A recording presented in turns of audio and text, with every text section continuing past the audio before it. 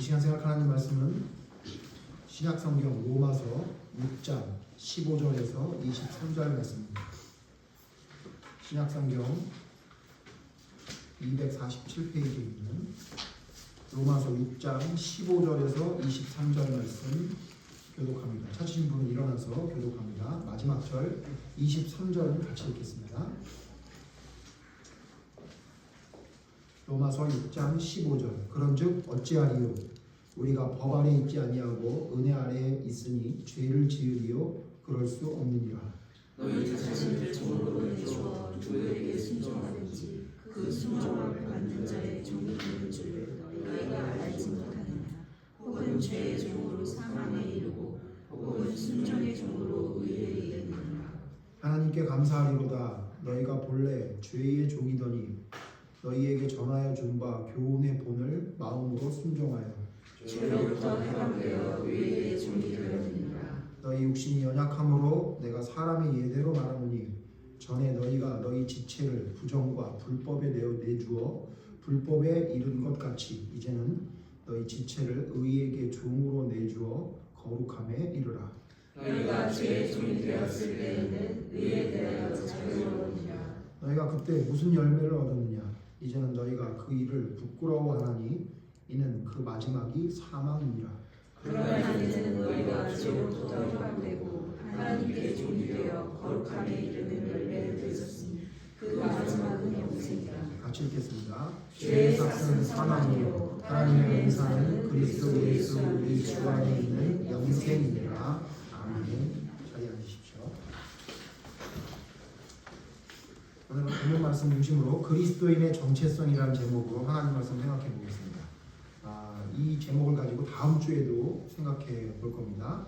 그리스도인의 정체성이라는 말씀을 제목으로 오늘 본문 말씀을 몇 번에 걸쳐 생각해 보려고 합니다. 여러분 정체성이라는 말 많이 쓰죠? 영어로는 아이덴티티라고 얘기한다고 하는데 나의 정체성 이야기하는데 여러분 정체성이라는 그 뜻이 뭐죠? 본질이라는 뜻입니다. 본질. 그러니까 정체성이라는 건 본질이 무엇이냐? 나의 정체성 그러면 나는 누구인가? 나의 정체는 무엇인가? 나의 본질은 무엇인가? 그걸 이야기하는 거거든요. 그렇다면 여러분 우리가 그리스도인 그러는데 그럼 그리스도의 정체성이 무엇인지를 하나님의 말씀을 통해 좀 정리를 해야 되겠다 생각했습니다. 여러분은 그리스도인의 정체성이 있습니까? 오늘 좀 생각해 볼 겁니다. 자, 요즘은요. 근데 제가 생각해 보니까 요즘은 이 정체성이 혼란한 시대인 것 같아요. 그러니까 정체성이라는 게 점점 사라지고 있는 것 같습니다. 그러니까 절대적인 진리가 없다고 하는 포스트 모더니즘이 지금 너무 곳곳에 깔려 있게 됐기 때문에 어떤 절대적인 진리가 없다고 하니까 거기에 따라 나타나는 현상이 뭐냐면 정체성이 사라지고 있어요. 제가 이제 재밌는 그 기사를 하나 봤는데 동영상을 하나 봤는데 외국에서 있는 역도 대회인데요. 역도 대회. 어떤 역도 대회냐면 여성 역도 대회예요. 여자들만 하는 역도 대회였는데 거기에 우승한 사람이 나왔는데 그 우승한 사람의 장면이 나오는데 너무 우스워서 제가 한참을 다시 봤던 거예요. 여자 역도 대회인데 갑자기 털이 덥수룩한 누가 봐도 남자인 건장한 남자가 갑자기 나오더니 그 역도를 들어서 신기록을 내고는 바로 나가더라고요. 왜 그런가 했더니 여러분 우리나라는 아직 안 그러지만 외국에서는 특히 유럽이나 미국에서는 자기가 누가 봐도 아직도 모든 몸이 남자의 몸을 가지고 있어도 나는 여자라고 생각을 하면 여자라고 인정을 해줍니다. 그래서 만약에 내가 누가 보기에도 어떤 사람이 보기에도 남자임에도 불구하고 나는 여자입니다라고 주장하는데 어떤 사람이 너 여자 아니야 그러면 법적으로 차별을 했다고 해서 처벌을 받거든요. 그래서 이 남자가 그것이 너무 말도 안 된다고 생각을 해서 일부러 그 역도대회에 참가한 거예요. 가서는 난 여자입니다 이렇게 해줘요. 너무 재밌는 거 아세요? 만약에 난 여자입니다 그랬다가 다음날 난 남자입니다 그러면 남자로 또 인정해줘야 되거든요. 그걸 너무 잘 아니까 가서 오늘은 난 여자입니다 그러고는 거기서 신기록을 내고서는 돌아와서 나 상 안 받습니다 그러고 간 거예요. 난 남자니까 이렇게 해서 완전히 그 대회를 농락했던 사건이 있었다는 걸 제가 기사를 본 적이 있어요. 근데 며칠 전에 여러분 어제 제가 유튜브를 봤는데 미국에서 또 육상 대회가 열렸는데 똑같은 메뉴 여자 육상 대회예요. 여자 육상 대회인데 결승전에 1등으로 통과한 사람 그 장면이 나오는데요. 1등과 2등의 그 차이가 한 20m 차이가 나요. 그러니까 어느 정도 차이냐면 제가 볼 때는 우사인 볼트하고 저하고 달리기 한 것처럼 차이가 나는데 그 사람이 월등하게 1등을 했어요. 나중에 알고 보니 그 사람도 남자였던 거죠. 남자인데 자기는 여자다 그래가지고 근데 그 사람은 자기가 여자라고 생각해서 그 상을 다 갔어요. 예, 금메달 타서 갔단 말이에요. 그래서 논란이 있었다는 거죠. 뭐 무슨 논란이냐? 과연 스포츠계에 남자가 생리적으로 남자가 수술을 하지 않은 상태에서 참가하는 게 옳으냐 그르냐에 대한 논쟁이 일어난다. 이렇게 기사를 하나 봤어요. 이게 뭐냐면요. 정체성이 사라진 거예요. 여러분 원래 스포츠 경기를 할 때 남자 경기, 여자 경기를 나눠서 하죠. 왜 나눠서 했을까요? 차이가 있기 때문에 그래요.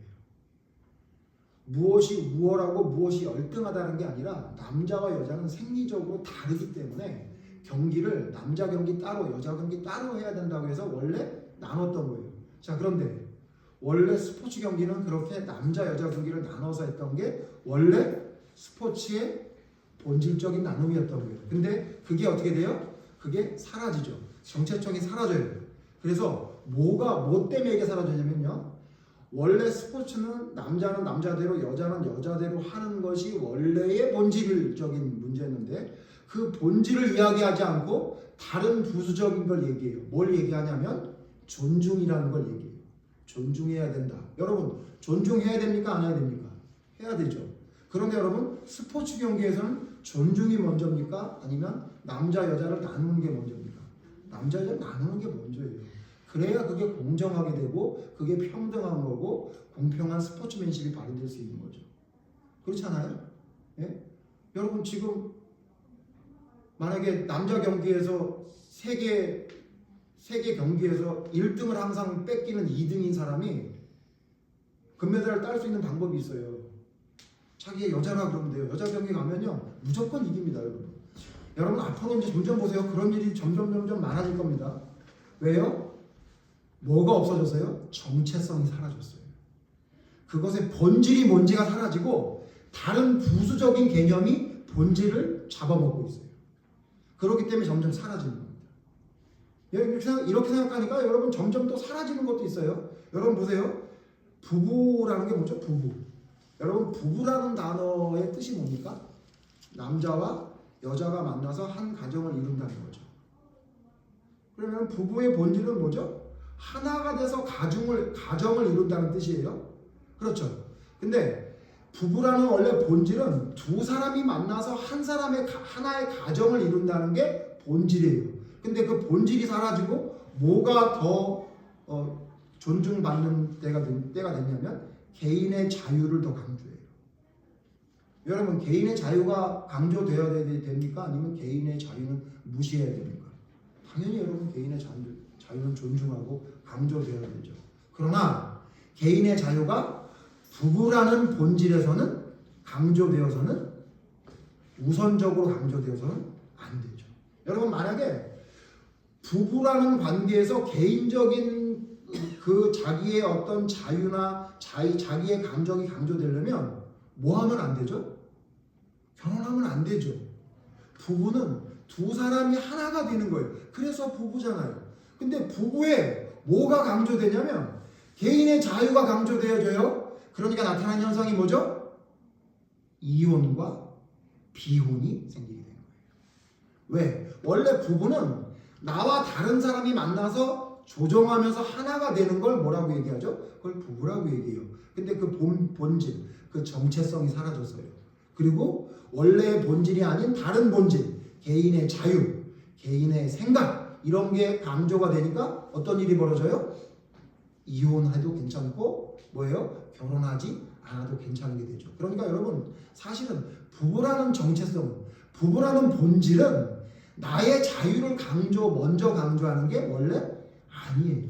그런데 본질이 사라지고 비본질 아니면 본질이 아닌 2차, 3차, 4차 본질이 강조가 되어지니까 점점 가정이 무너집니다.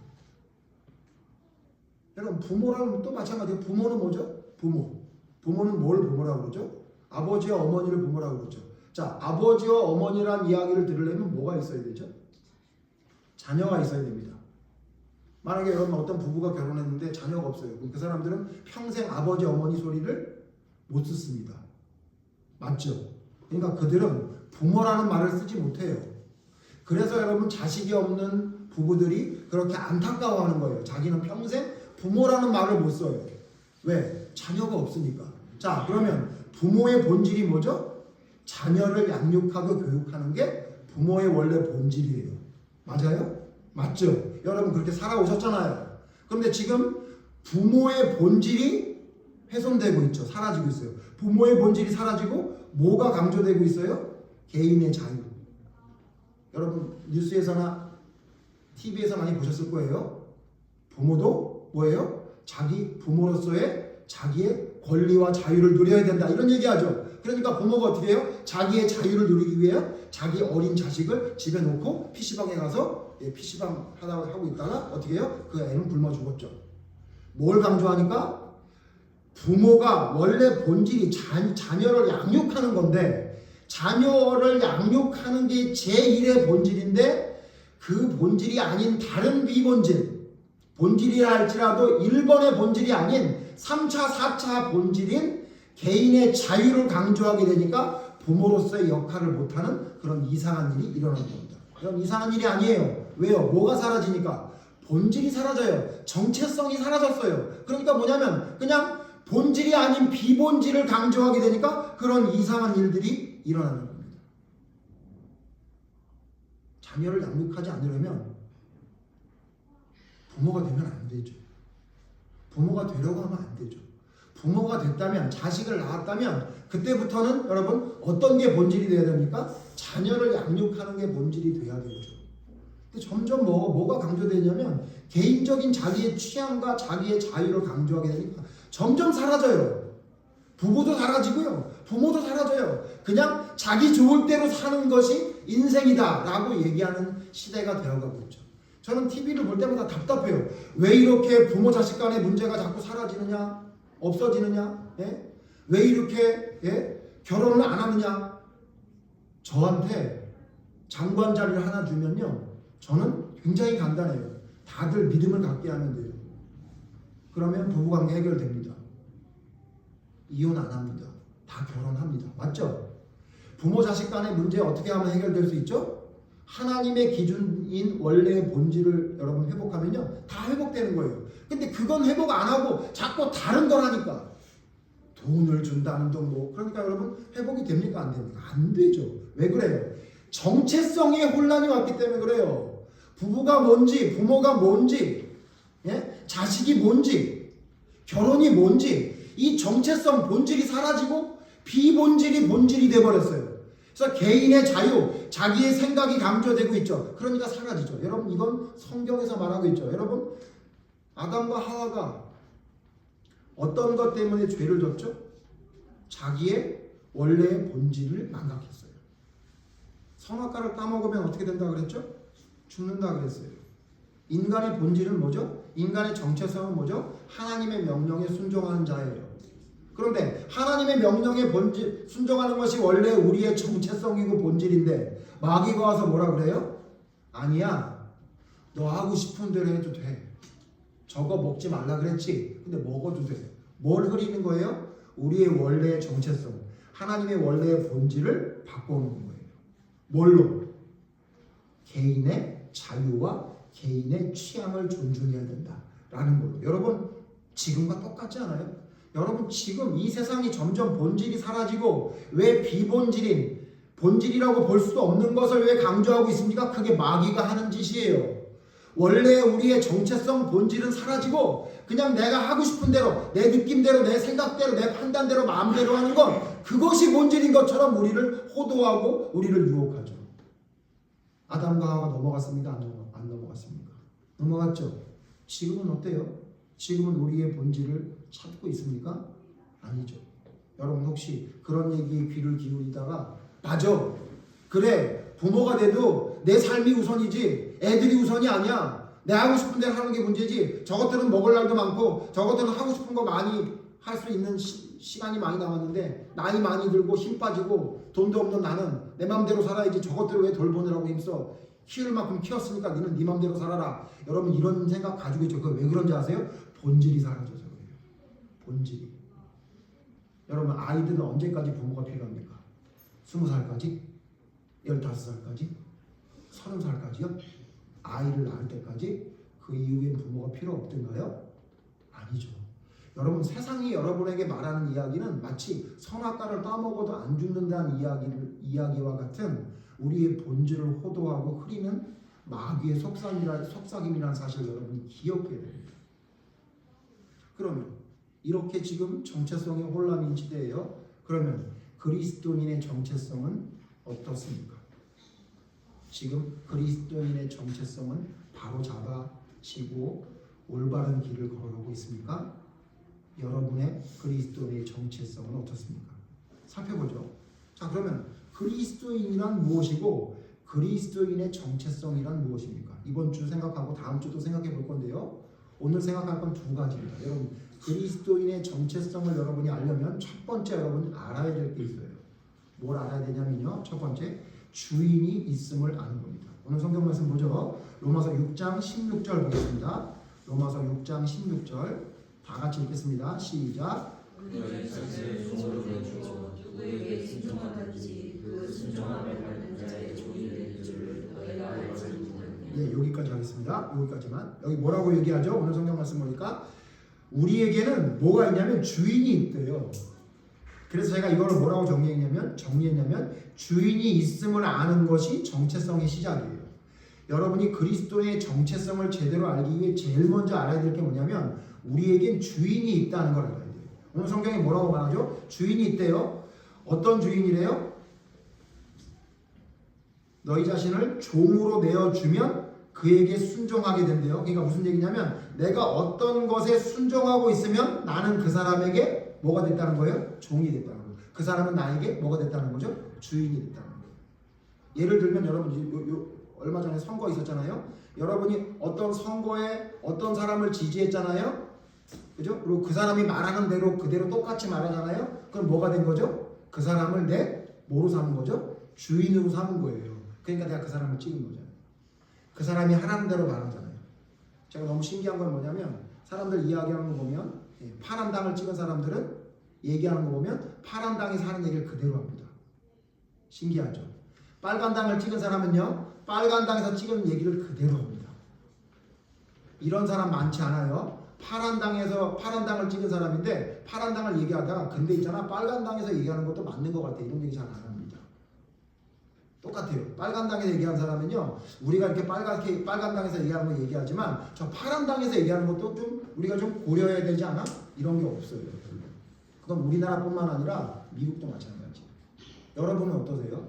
여러분은 그렇게 하지 않으신가요? 그럼 뭐가 되는 거죠? 여러분이 지지하는 사람의 여러분 뭐가 되냐면 종이 된 거예요. 왜? 내가 그걸 확실히 다 확인하지 않고 그 사람의 말만 듣고 그대로 내가 행하고 있잖아요.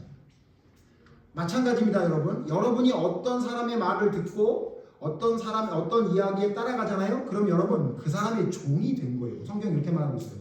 너희 자신을 종으로 내주어 누구에게 순종하든지 그 순종함을 받는 자의 종이 되는 줄을 너희가 알지 못하느냐.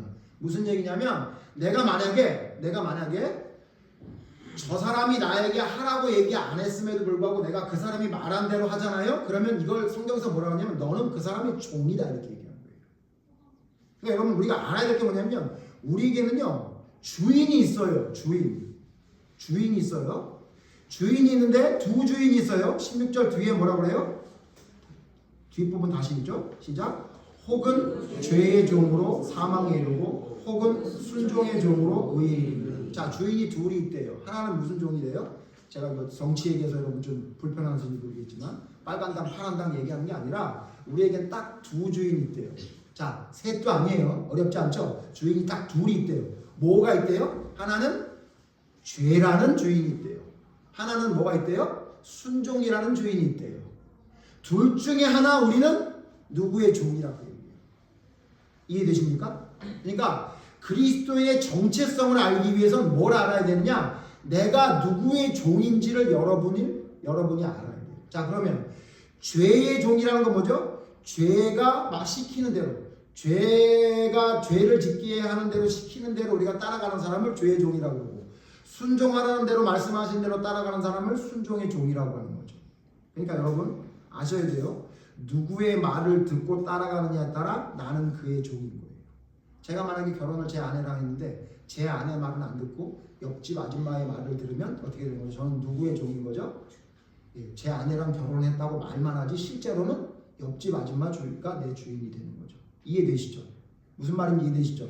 아니 나랑 결혼했는데 내 말은 안 듣고 옆집 사람 말만 들으면 그 사람은 제대로 올바른 결혼 생활하는 게 아닌 것처럼, 그러니까 여러분 우리가 제가 이 말씀 왜 드리냐면 내가 하나님을 믿는다라고 했는데 나는 하나님이 나의 주인이다라고 얘기했는데 주인이 한 얘기는 안 듣고 옆집 주인이 한 얘기를 들으면 나는 뭐라는 거예요? 나는 그 하나님의 종이 아니라 다른 죄의 종이라는 얘기예요. 뭐라고 얘기했어요? 순종하는 자가 나의 뭐라는 거예요? 주인이죠. 여러분 주인이 있다는 말이에요. 그러니까 이런 거 아니에요. 나는 말은 행동은 이렇게 해도 말은 뭐 이렇게 돼도 실제로 나는 그런 사람 아니야. 그런 종 아니야. 이거는 어떻게 되나요? 이건 안 통한다는 거예요. 누구에게는? 하나님께는 안 통하는 얘기예요. 말이 안 되는 거예요. 네가 만약에 그 사람이 말한 걸 따라가느냐? 너 그럼 그 사람의 종이다. 너 만약에 이 사람이 말한 대로 따라가느냐? 너 그럼 이 사람의 종이다. 하나님이 이렇게 말하고 있다는 거예요. 자, 첫 번째 뭐라고요? 주인이 있음을 알아야 돼요. 그다음 두 번째입니다. 두 번째 뭐냐면요. 이게 중요한 건데요. 두 번째 뭐냐면 주인이 바뀜을 알아야 됩니다. 오늘 성경 말씀 보죠. 17절 보겠습니다. 로마서 6장 17절 같이 읽죠. 시작. 하나님께 감사하노라. 너희가 본래 죄의 종이더니 너희에게 전하여 준 바 교훈의 본을 마음으로 순종하는 18절. 죄로부터 해방되어 의의 종이 되었느니라. 주인이 두 개 있다고 했는데 하나는 죄의 종이고 하나는 순종의 종이라는데 여긴 지금 좀 자세하게 뭐라 그러죠? 하나는 죄의 종이고 하나는 의의 종이래요. 근데 우리가 원래 어디의 종이었대요? 원래 죄의 종이었대요. 죄의 종. 그렇죠? 여러분 어때요? 하나님이 명령하신 대로 순종하며 따라갔던 사람입니까? 아니면 죄를 지어도 된다고 이야기하는 세상의 논리대로 따라갔던 사람입니까? 우리가 예수님을 믿기 전에는요, 혹은 예수님을 믿는다고 얘기한 다음에도 우리는 사실 하나님의 명령에 순종하고 따라가는 의의 종이 아니라 죄의 종이었죠. 근데 뭐냐면요, 그리스도의 정체성이란 주인이 있다는 것, 그 다음에 두 번째 뭐냐면요, 그 주인이 하나님이셔서 내 주인이, 내 원래 주인이었던 죄가 내 주인이었는데 내 주인이 하나님으로 바뀌었다는 걸 아는 거예요. 여러분 주인이 바뀐 거 알고 계십니까? 주인이 바뀐 거 알고 있어요? 주인이 바뀐 걸 아는 게 그리스도인의 정체성이에요. 제가 다 아는 얘기인데 왜 이렇게 강조하나 여러분 그럴지 모르겠는데 잘 따라와 보십시오. 여러분 우리가 그리스도인이죠. 그리스도의 정체성을 가지고 있습니까? 그러면 그리스도인의 정체성을 가진 사람은 내 주인이 바뀌었다는 걸 알아요. 내가 원래는 내 주인이 다른 데 있었어. 죄의 종. 여러분 죄의 종이란 건 뭘 말하죠? 뭐가 죄의 종이죠? 죄가 뭐죠? 세상이죠. 그리고 여러분 그거는 자기의 생각이에요. 그러니까 무슨 얘기? 원래는 내가 세상이 말하는 대로 따라갔던 사람이고 원래 내가 내 생각이 드는 대로 따라갔던 사람이에요. 그러니까 나는 무슨 종이었냐면 원래 죄의 종이었던 거야. 세상이 말하는 대로 내 생각대로 따라갔던 사람이야. 그런데 내가 어떻게 바뀌었냐면 이제는 뭐 바뀌었죠? 하나님이 말씀하시는 대로, 예수님이 말씀하신 대로, 성령님이 이끄시는 대로 바뀐 거예요. 그게 뭐냐면 내가 주인이 바뀌었구나. 그걸 알아야 돼요. 여러분 하나님과 예수님과 성령님을 합치면 한 단어로 뭐라 그랬죠? 그걸 성경이라고 하면 돼요. 그러니까 뭐냐면 더 쉽게 말하면 나는 예전에 세상이 말하는 대로 내가 생각이 느끼는 대로 나는 따라갔던 사람이었는데 내가 예수님을 만난 다음에 성경이 말하는 대로 따라가는 사람으로 바뀌었어요. 난 신분이 바뀌었어. 나는 주인이 바뀌었어. 주인이 바뀌어서 나는 이제 그 주인이 말하는 대로 성경이 말하는 대로 따라가는 사람이 됐다라고 선언하는 것이 자기 그리스도의 정체성입니다. 예를 들어보죠. 쉽게 여러분 모세가 주인이 계속 바뀌었어요. 원래 모세가 처음 태어났을 때 주인이 누구였죠? 왕이 주인이었어요. 애굽의 왕이 자기 주인이었어요.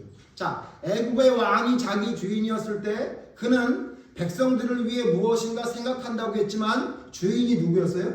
주인이 왕이었다고. 자기와 주인이 왕이었어요. 자기가 주인이고 왕이 주인이었어. 그러니까 어떻게 해요? 하나님의 뜻대로 한 게 아니라 왕의 명령대로 내 생각대로 했더니 결과가 뭐였죠?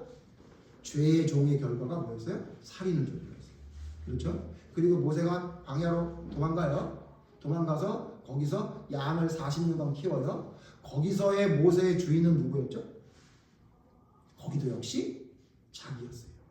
그리고 자기가 하는 일이 자기가 주인이었다. 모세가 아직도 그때에도 하나님께 하나님을 완전히 만나지 못했죠. 자기가 하던 일이 주인이고 자기의 생각이 주인이었어요. 그때 여러분 하나님을 만났어요. 그때 모세가 어땠죠? 너무도 수동적인 사람이고 너무도 소극적인 사람이었고 하나님이 화를 내실 만큼 적극적이지 못한 사람이었어요.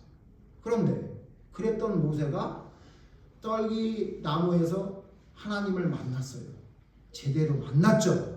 만난 다음에 모세의 모습을 성경에 예수님이 하나님이 뭐라고 말했죠? 모세는 어떤 사람이에요? 소극적인 사람이었대요. 살인을 저지르는 사람이었대요. 수동적인 사람이었대요. 뭐라고 얘기하죠? 모세는 어떤 사람이요? 충성된 자요, 온유한 자다. 자, 뭐가 바뀌니까 변한 거죠? 주인이 바뀌니까 변한 거예요. 자기의 주인이 애굽의 왕도 아니고 내 생각도 아니고 내 판단이나 아니면 내가 돌보는 양도 아니라는 걸 깨닫고 나의 주인은 하나님이구나 라는 걸 철저히 깨닫게 되니까 사람이 완전히 바뀌게 된 거예요. 그래서 어떻게 된 거예요? 충성된 자로 바뀌었어요. 사도 바울 보세요. 사도 바울이 주인이 원래 누구였죠? 사도 바울의 처음의 주인은 누구였냐면 율법이 자기 주인이었어요. 구약의 율법이 자기 주인이었어요. 그래서 자기 주인이 명하는 대로 뭘 했죠? 그래서 사도 바울은 믿는 사람을 다 잡아 죽였어요. 포악한 사람이었어요. 아니, 하나님이 명령한 율법을 믿는다고 하는 자가 하나님이 주인이 아니라 그 율법이 주인이 돼버리니까 율법주의자가 돼버려가지고 어떻게 되냐면 포악한 사람이에요. 포악한 사람. 사도 바울만 보면 사람들이 벌벌 떠는 사람이 됐어요. 그런데 여러분 다메섹 도상에서 누구를 만났어요? 예수님을 만났죠. 뭐가 변한 거예요? 주인이 바뀌었어요.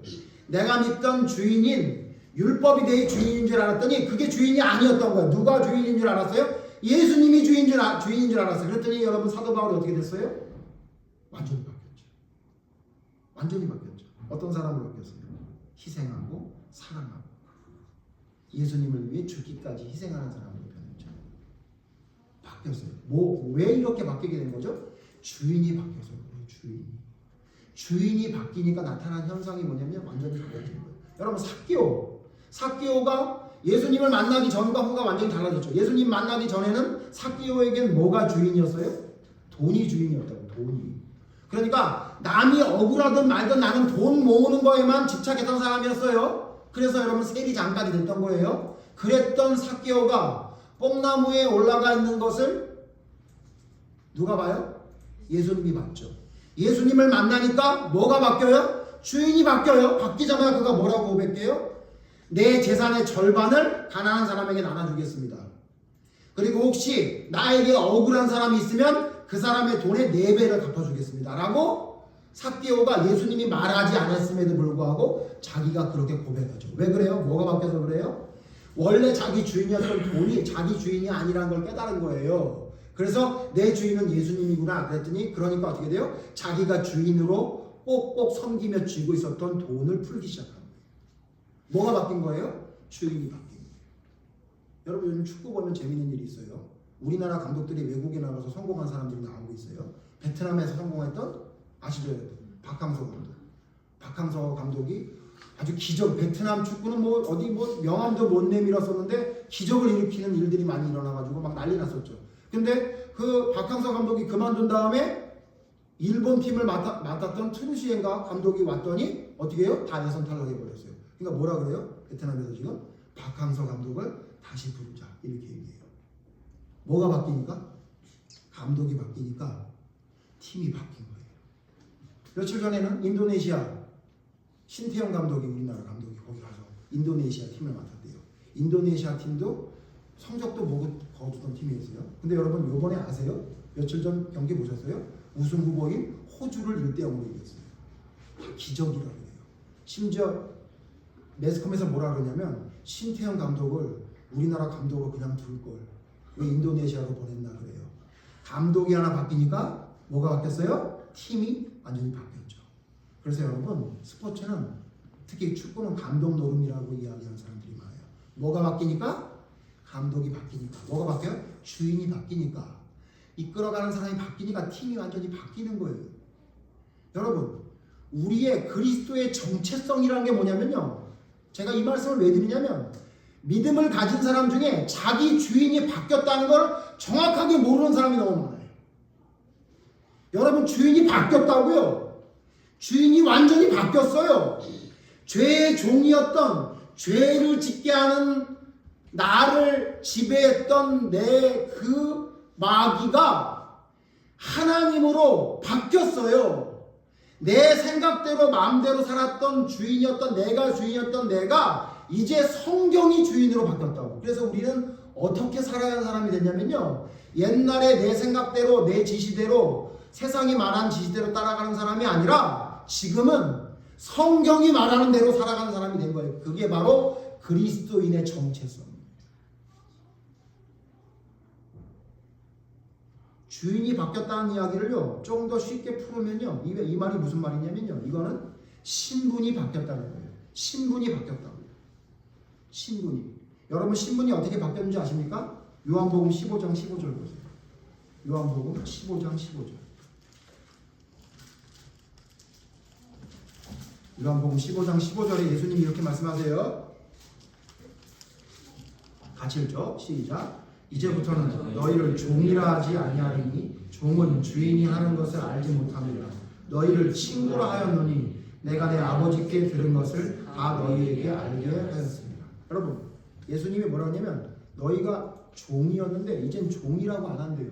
이젠 뭐라고 부른대요? 친구라고 부른대요. 아들이라고 불러준대요. 여러분 우리가 원래 따라갔던 그 마귀는 우리를 아들이라고 부르지 않아요. 우리를 친구라고 부르지 않아요. 우리를 소모품처럼 자기가 마음대로 이용해 먹고는 내버리는 게 원래 마귀의 습성이에요. 여러분 마귀 들린 자의 특징을 보세요. 여러분 가룟 유다가 마귀가 들렸더니 하던 짓이 뭐예요? 자기가 스승으로 섬겼던 예수님을 그냥 돈 받고 헌신짝처럼 내버리죠. 그게 여러분 마귀의 특징이에요. 마귀는 절대 친구라고 생각하지 않아요. 마귀는 절대 아들이라고 생각하지 않아요. 그냥 내가 이용해 먹을 수 있는 소모품이라고 생각한다고요. 그래서 여러분 마귀의 유혹에 빠져드는 사람들을 보면 어때요? 남편은 아내를 이용해 먹으려고만 하고 아내는 남편을 물고 먹으려고만 하고 부모는 자식을 수단으로 쓰려고만 하고 자식은 부모를 돈줄이라고 생각하죠. 그게 왜 그래요? 마귀가 자기의 종이 돼요. 자기 정체성을 잃어버린 자의 특징이 뭐냐면요. 하나님이 말씀하신 정체성대로 살아가지 않아요. 신분이 바뀐 걸 몰라요. 내가 옛날에는 나를 그냥 소모품으로 쓰는 저 죄의 종이었다가 나는 신분이 바뀌었어. 나는 하나님과 친구가 됐어. 하나님이 나를 아들로 삼아주신데 이 놀라운 신분을 내가 받았으니 감사합니다. 이렇게 하지 않는다는 거예요. 여러분 제가 아직도 신용불량입니다. 알고 계시죠? 예. 저는 유튜브에 나갔는데 큰일 났네요. 이걸 잘라야 되나요? 저는 아직도 신용불량입니다. 신용불량이에요. 근데 만약에 여러분 어떤 사람이 와가지고 저한테 당신의 신용을 해결해 주겠다라고 하면 저는 어떻게 될까요? 필요 없어. 나는 신용불량도 상관없어. 살아가는데 아무 문제 없어. 그래요? 안 그러죠. 감사합니다 하고 받죠. 나의 신용을 회복해줬어요. 그러면 여러분 어떻게 되죠? 나의 신분이 어떻게 되죠? 신용불량자에서 이제 어떻게 해요? 정상적인 사람으로 변하죠. 그럼 어떤 현상이 일어나죠? 어떤 일이 일어나는지 아세요? 이제 제가 은행에 가서 대출도 받을 수 있죠. 제가 자학 개그 하나 할게요. 이게 토스 같은 걸 보니까 내 신용 점수로 대출을 해줄 수 있는 은행을 찾아주는 게 있더라고요. 우리나라에 있는 은행 60몇 개 은행이 쭉 나와가지고 딱 신청을 하면 어느 은행에서 어느 저축은행에서 제1금융권, 제2금융권, 뭐 제3금융권 해가지고 어디서든지 대출해주를 찾아줘요. 저는 30초도 안 걸려요. 모든 은행기관에서 거절됐습니다. 그래요. 제가 왜요? 저한테는 아무도 대출을 안 해준대요. 왜 그러죠? 저는 신용이 없으니까 그런 거죠. 근데 만약에 제가 신용이 회복되잖아요? 그럼 어떤 현상이 일어나죠? 신분이 바뀌었어요. 그래서 어떻게 해요? 대출을 누르면 대출이 되겠죠. 이해되세요? 제가 왜 이렇게 자학개그를 통해서도 여러분에게 말씀드리냐면 여러분 신분이 바뀌었다고요. 여러분 신분이 바뀌었어요. 여러분이 그리스도를 주인으로 섬겨요. 예수를 여러분 주인으로 섬겨요. 그럼 뭐냐? 주인이 바뀌었어요. 신분이 바뀌었다고. 나의 주인이 누구로 변한 거예요? 여러분 나의 주인이 하나님으로 변했어요. 나의 신분이 바뀌었다고요. 근데 희한한 건 뭐냐면요. 그 신분을 포기하는 사람이 많아요. 나의 신분을 포기하는 사람이 있다고요. 나는 하나님의 아들이 돼서 나의 신분이 변화가 됐는데 그 신분을 누리지 않고 그 신분을 받아들이지 않고 그 신분 별거 아닙니다 그러고 희한하게 어떻게 하냐면요. 옛날에 신용불량자로 살았던 그 삶을 살아가겠다고 그 길로 걸어가는 사람들이 너무 많아요. 성경의 빌레몬서를 보면요. 거기 종이 한 사람 나와요. 오네시모라는 사람이 나와요. 이 오네시모라는 사람은 누구냐면요. 빌레몬이라는 사람의 집에 원래 종으로 있던 사람이에요. 빌레몬이라는 사람의 종으로 있던 사람이에요. 근데 문제가 뭐냐면 이 빌레몬의 집에서 이 오네시모가 일을 하다가 무슨 사고를 쳤는지 도망을 간 거예요. 여러분 이때 당시에 종이 도망가면요 죽여도 되는 거예요. 그런데 사도 바울이 그 오네시모를 제자로 삼고 빌레몬에게 편지를 쓴 내용이 빌레몬서예요. 그래서 짧아요. 사도 바울 글 중에 빌레몬서가 제일 짧죠. 왜냐하면 간단해. 빌레몬이라는 사람한테 편지 쓴 거예요. 뭐에 대해서? 오네시모라는 사람에 대해 이야기하려고. 내용이 뭐죠? 여러분 아시죠? 오네시모가 너에게 실수도 하고 죄를 지어 도망갔으나 이제 오네시모는 종이 아니라 너희에게 형제가 됐으니 나를 받아들인 것처럼 형제로 받아들여라 라고 쓴 편지가 빌레몬서예요. 뭘 말하는 거죠? 신분의 변화가 생겼어요. 어떤 신분에? 종의 신분에서 형제로 바뀌었다는 거예요. 빌레몬이 그 얘기를 안 들을까봐, 그 얘기를 안 받아들일까봐 빌레몬서 재밌어요. 여러분 한번 읽어보세요. 짧으니까 한번 읽어보세요. 뭐라고 얘기하냐면요. 이렇게 얘기해요. 찾아보죠. 재밌습니다. 빌레몬서 한 장밖에 없으니까 빌레몬 1장 16절 보세요. 사도 바울이 엄청 재밌게 얘기해요. 1장 16절부터 제가 읽을게요. 이후로는 종과 같이 대하지 아니하고 종 이상으로 곧 사랑받는 형제로 둘 자라 내게 특별히 그러하거든 하물며 육신과 주 안에서 상관된 내게랴. 그러므로 내가 나를 동역자로 알진대 그를 영접하기를 내게 하듯 하고 18절 그가 만일 내게 불의를 하였거나 내게 빚진 것이 있으면 그것을 내 앞으로 계산하라.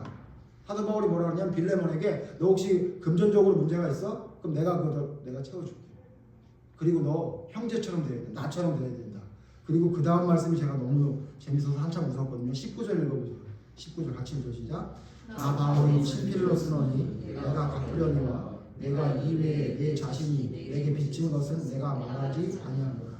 친필로 쓰면서 뭐라 그러냐면 너 오네시모가 너에게 빚진 거 있으면 나한테 얘기해. 내가 다 줄게. 근데 너 알고 있어야 된다. 너 나한테 빚진 게 더 많잖아. 이렇게 얘기해요. 네가 나한테 빚진 건 말 안 했다. 에? 무슨 얘기예요? 받아들여라 그거죠. 그리고 21절에 뭐라 그래요? 나는 내가 순종할 것을 확신함으로 내게 썼노니 뭐라고 얘기하는 거냐면요. 오네시모가 신분이 바뀌었대요. 종에서 형제로 바뀌었대요. 그가 아무리 엄청난 뭔가 했다고 그래도 나에게 청구하래요. 그리고 뭐라 그래요? 너 나한테 빚진 게 더 많잖아. 그러니까 오네시모 넘어가줘라. 이렇게 얘기해요. 여러분 무슨 비유가 생각나요? 1만 달란트 비유 생각나지 않아요? 1만 달란트를 빚진 자가 있었는데 지금은 한 10조 정도 되는 돈이에요.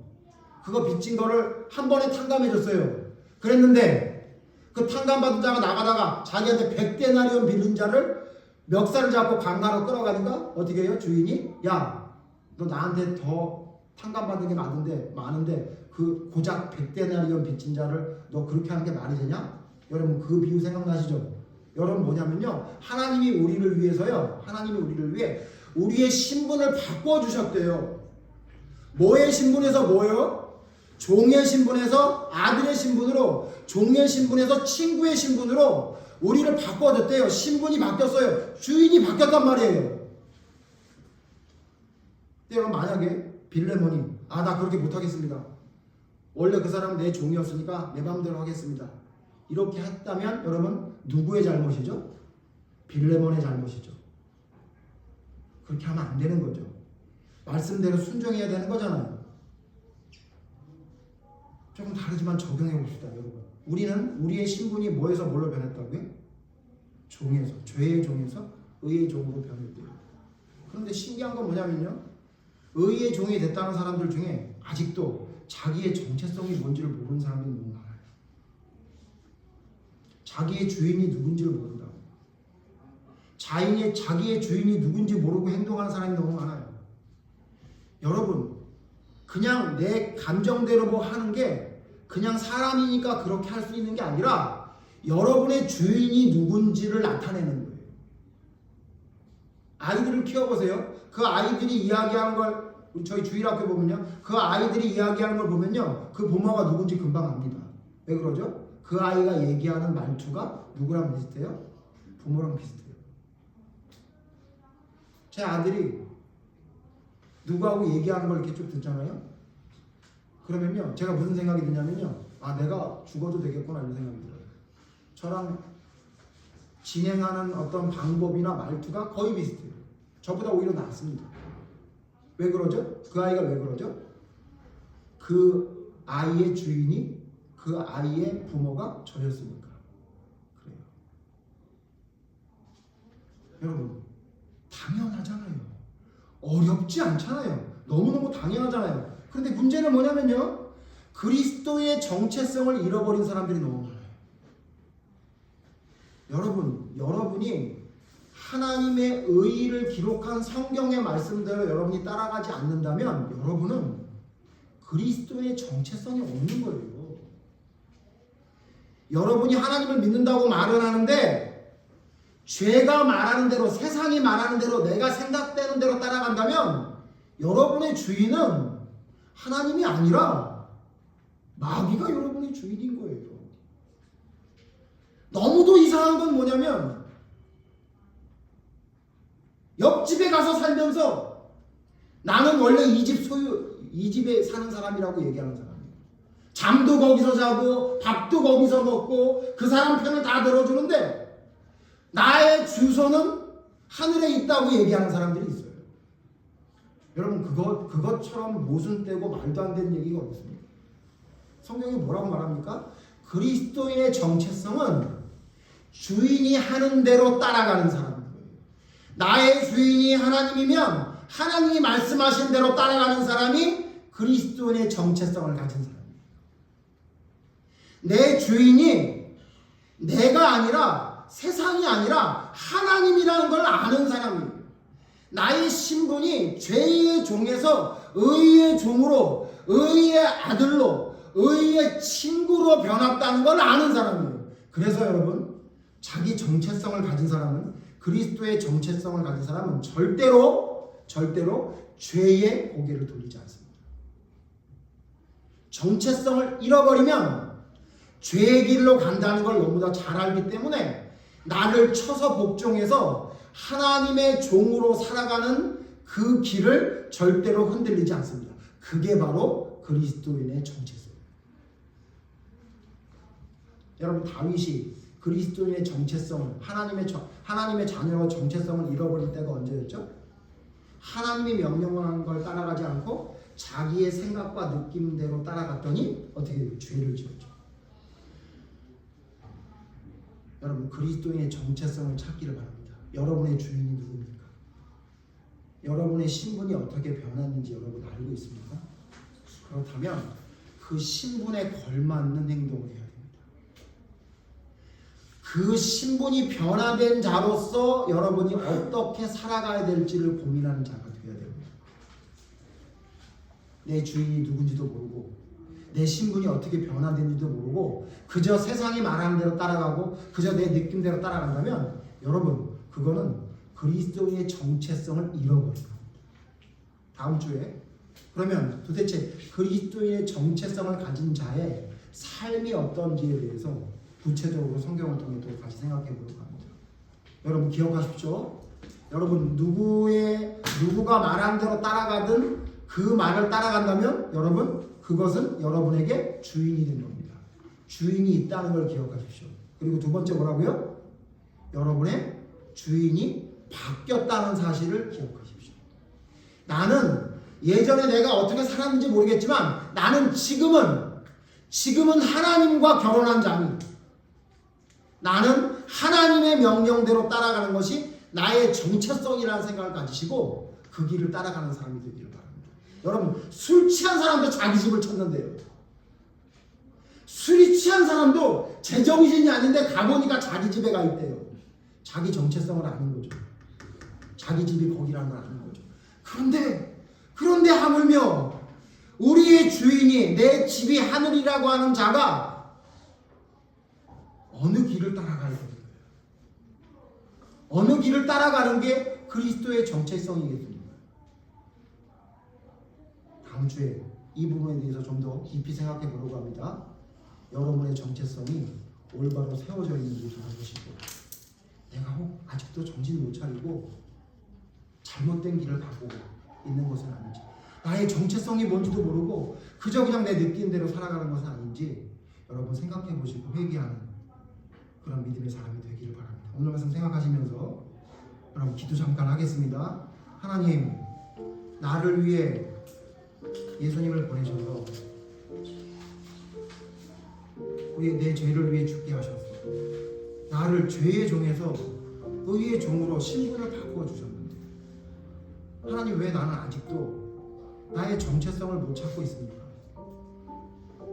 내가 누구의 종인지를 모르고 세상이 말하는 대로 내가 느끼는 대로 살아가고 있는 것은 아닙니까? 하나님 앞에 회개하는 마음으로 여러분의 주인이 하나님임을 고백하시고 나의 신분이 변화된 그 놀라운 축복을 주신 하나님의 그 놀라우신 사랑하심을 기억하시면서 그리스도의 정체성을 찾게 해달라고 여러분 잠시 같이 기도하겠습니다.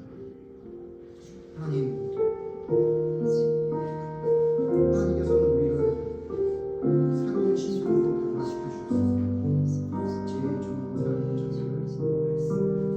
하나님의 종으로 변화시켜 주셨습니다.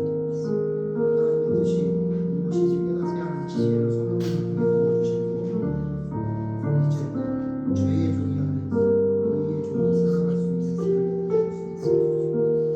그것이 바로 우리의 정체성이고 그것이 바로 올바른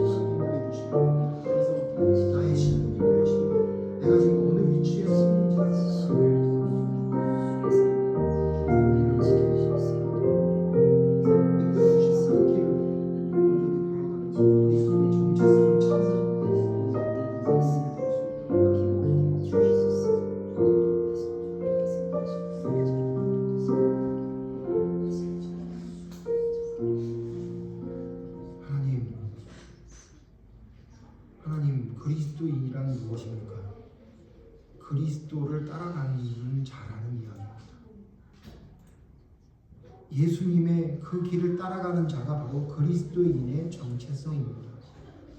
예수님이 나의 주인이시고 하나님의 말씀이 나의 기준입니다. 하나님의 뜻대로 따라가는 것이 나의 신분이라는 사실을 깨달아 아는 것입니다. 하나님, 이 그리스도인의 정체성을 잃어버리지 않도록, 잊지 않도록 하나님 저희들에게 지혜를 주시고 깨닫게 하여 주시옵소서. 그래서 순종하는 자가 순종하게 되는 그것이 바로 나의 주인이라는 사실을 잊지 않고 기억하며, 내가 혹 지금 하나님이 내 주인이 아니라 다른 것이 내 주인인 것처럼 살고 있으면서 그리스도인이라 착각하고 있는 것은 아닌지 돌아보게 하시고, 또한 신분이 변했음에도 불구하고 아직도 죄의 종의 모습을 버리지 못하고 살아가고 있는 나의 모습은 있는 것은 아닌지 돌아보게 하셔서 그리스도인의 정체성을 말씀 가운데 온전히 찾을 수 있는 저희가 될 수 있도록 인도하여 주시옵소서. 말로만 하나님의 사람이라고 이야기했던 바리새인의 모습이 우리의 모습은 아닌지 돌아보게 하셔서 그리스도인의 정체성을 온전히 찾을 수 있는 믿음의 사람으로 온전히 서게 하여 주시옵소서. 나의 주인이 하나님이라는 사실을 잊지 않고 기억하게 하셔서 어느 곳에 있든지 무엇을 하든지 그리스도인의 정체성을 잃어버리지 않는, 부끄러운 모습으로 살아가지 않는 온전한 그리스도인이 될 수 있도록 하나님 이끌어 주시옵소서. 주인이 누군지를 기억하게 해 주시옵소서. 내 뜻대로 하고 싶은 욕망이 생길지라도 나의 주인의 목소리가 내 귀에 쟁쟁하게 들릴 수 있도록 인도해 주시옵소서. 내 뜻대로 하고 싶은 그러한 욕심이 생길 때에도 그 모습을 보고 탄식하고 계실 십자가에 달린 예수님이 내 눈앞에 보이게 하여 주시옵소서. 그래서 그리스도인의 정체성을 잃어버리지 않는 믿음의 사람으로 설 수 있도록 하나님 인도해 주시는 놀라운 역사가 우리 교회 안에 하나님 놀랍게 바로 세워질 수 있도록 인도해 주시기를 간절히 바랍니다. 주님의 능력이 온전히 나타날 수 있도록 역사하여 주시옵소서. 예수님 이름으로 기도드립니다. 아멘.